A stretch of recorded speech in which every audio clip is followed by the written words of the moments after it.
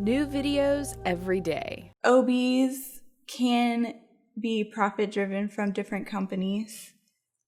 They also have only so much time.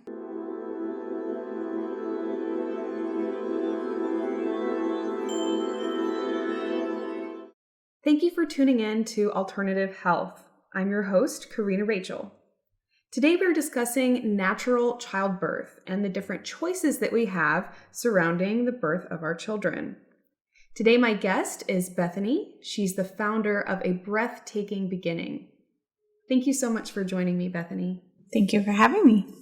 So you have experienced both a hospital birth and a natural childbirth. Can you maybe just start by outlining maybe some of the differences between those two experiences? Sure. I can kind of tell you my experience. With my first son, I had a hospital birth. So I was induced, and I ended up with an epidural, and I was in a hospital setting with an OB and lots of different nurses. For my second son, I had a home birth. It was a water birth, so I had my son in the water in our living room. And there was midwives and my family around me instead of different people consistently changing throughout the room. So that sort of thing. So definitely a bit more intimate when it's in your own home. Right. Less complete strangers who are doctors and more people that you already had a relationship with. People that I had a very good relationship with and had built that relationship with and wanted them to be there. Right. So what are some other differences between the hospital birth? What was it that made you decide to maybe try a different route with your second pregnancy? Well, when I had my son in the hospital, it was a great experience. I wouldn't change it for the world. But it didn't feel intimate enough for me. I didn't feel that connection with my son. I don't know if it was the drugs that were involved, the epidural and the Pitocin and everything, or if it was the fact that there were so many people in the room when I was giving birth to my son. So there were people holding my body parts and trying to tell me what to do, and it felt weird and off to me. And not long after I had him, or I guess when I became pregnant with my second, I found the movie called The Business of Being Born. And that movie changed everything. I changed my care provider from an OB to a midwife and started learning about home births and that sort of care that's involved. So I'm not familiar with the film you mentioned. Can you maybe talk a little bit about what that film talks about? And so The Business of Being Born is supposed to be one of the most neutral movies about home birth versus hospital birth and kind of what the difference is and the difference in care and that sort of thing. It changes your mind about a lot of things because it shows you both sides. So yeah. So The Business of Being Born, it sounds like maybe that's exposing that there's some profit motives in mainstream childbirthing, or? Kind of. It explains that OBs can be profit-driven from different companies. They also have only so much time, and so your birth starts getting... I can't find my words. The length of your birth is dependent upon, the OB. And if your OB is at work, then you may not even get to see, he may not even be delivering your baby. Also, they only like to work so long, and they probably don't want to get up in the middle of the night to be with you, so they will start pushing C-sections or Pitocin or that sort of thing. Right.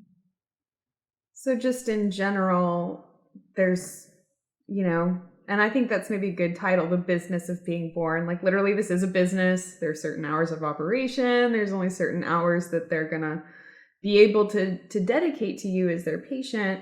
Whereas in the home birthing setting, you really have a lot more freedom in that area and a lot less pressure, it sounds like. Right, because your midwives are on call all the time. Mm-hmm. And with my midwives, they were the only two in their practice. So I knew who was going to be there. Mm-hmm. I knew who was going to be at my house when I called. Mm-hmm. And it didn't matter what time I called, they were going to answer the phone and come. Right. And that reassurance definitely, provides a lot of peace of mind. Exactly. Right. So let's talk a little bit about the epidural. And when you were in the hospital, having the pregnancy, what we would maybe consider the mainstream childbirth in the hospital. I know there's been a lot of talk about the epidural, and like you mentioned, all the drugs in your bloodstream maybe end up affecting, the relationship that you felt with your child, or maybe we just feel more out of it, so to speak. In hindsight, what was your experience with the epidural like, and would you want to do that again? The funny thing about the epidural for me was I had planned, or I was hoping to have a somewhat natural hospital birth.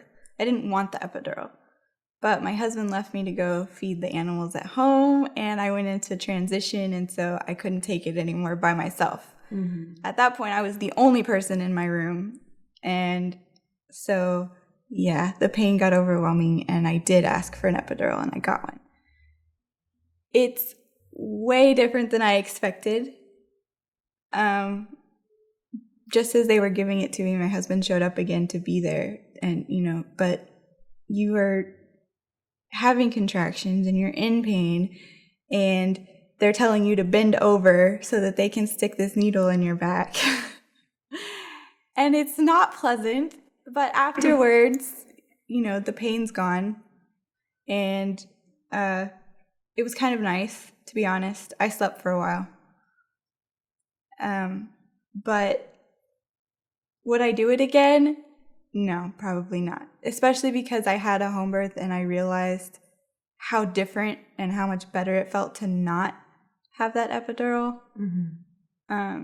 And there's so many things that can go wrong with an epidural. I mean, you can have back, spinal problems years later from it. Wow. I forgot what I was going to say. I had no idea that it could cause you spinal issues even years after. Yeah. There's pregnancy. And it can also cause major headaches afterwards. For me, they had the placement really well. So I didn't feel much of anything. And the thing that really bothered me afterwards was after I had my son, they wanted to move us to the postpartum room. And I couldn't move. I couldn't stand up. I wanted so badly to stand up and walk, and I couldn't. Wow. And I wanted so badly to be able to just move my legs from their position to move them to, even get into the wheelchair, and I couldn't.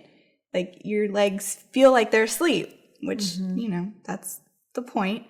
But it really bothered me. Right. And then, I think the thing that really kind of, struck out most to me, is that you're talking about how you felt that the hospital birth kind of changed your relationship with your son, that you didn't feel as connected to him as you did when you did, the home birth. I don't know, do you want to talk a little bit more about that, or? Yeah, some of that, I think if you watch The Business of Being Born, you'll understand, like, they go way in depth about some of the different drugs that are used in a hospital and how they can affect your relationship. And it's all about the hormones, because When you go into labor naturally, your body produces oxytocin, which sends you into labor. But Pitocin is what they use to induce labor, and so it's a fake form of oxytocin.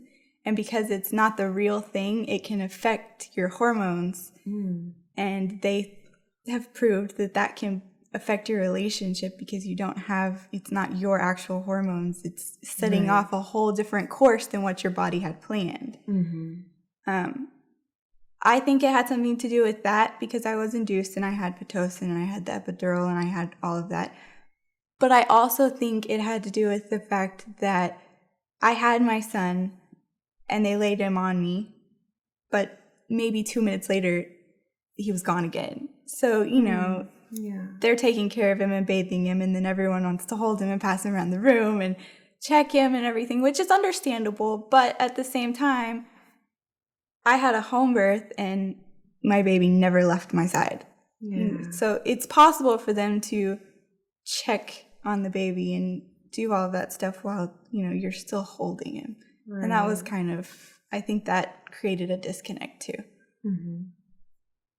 So I'm looking forward to doing several more interviews with you, and we can maybe delve into a couple of these aspects a little bit more.